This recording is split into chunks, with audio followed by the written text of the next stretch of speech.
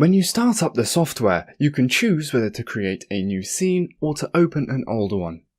Let's go through the first case together, creating a new scene. In the File drop-down menu, click on New Scene. A new window will open. Before getting to the heart of the software and starting your new project, 3 successive windows will open up. The first window is about commercial information.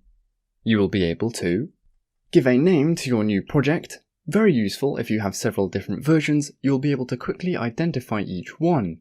Choose the subject, kitchen, bathroom, cleaning. Enter a decision week. Enter a deadline of validity for the quote to come.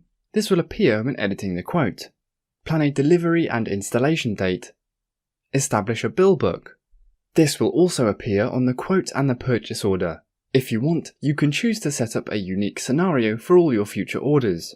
To do so, choose the percentages asked for at each step of the completion of the project and then click Default.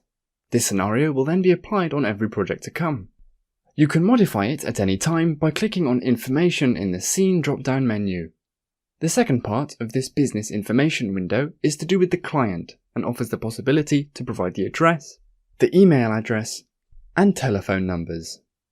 You can also select the language of work, the currency, the applicable VAT rate, and you can also select or deselect the eco-participation on electric household appliances and eco-participation on furniture depending on your country.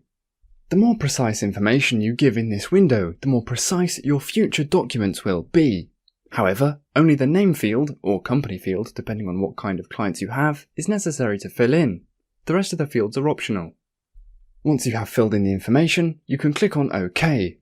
Now, a second window will pop up to do with the generic finishes of the scene. In other words, the catalogue that you want to work with, the choice of model, the finishes, and options linked to the previous 2 choices. As you are putting in your various choices and selections, visuals will come up so that you can verify them. The system will only suggest options that exist in the catalogue. If you are used to working with catalogue references, then you can enter them here. Clicking the button just on the right will validate the references you have entered. Once your choices have been entered, you can click on OK.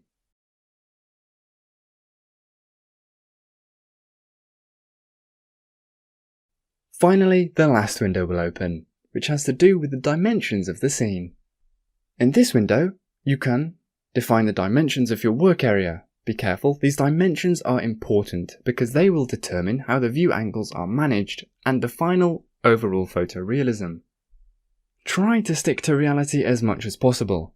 For example, if you are planning to draw the kitchen and the dining room, enter the total dimensions of these 2 rooms combined. The altitude corresponds to the altitude of the walls. You now have the option of putting the walls in.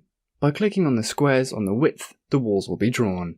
If you don't click on the squares, your scene won't have any walls and you will be free to put them in manually as you please, which lets you deal with particularities like angles superior to 90 degrees or underslopes.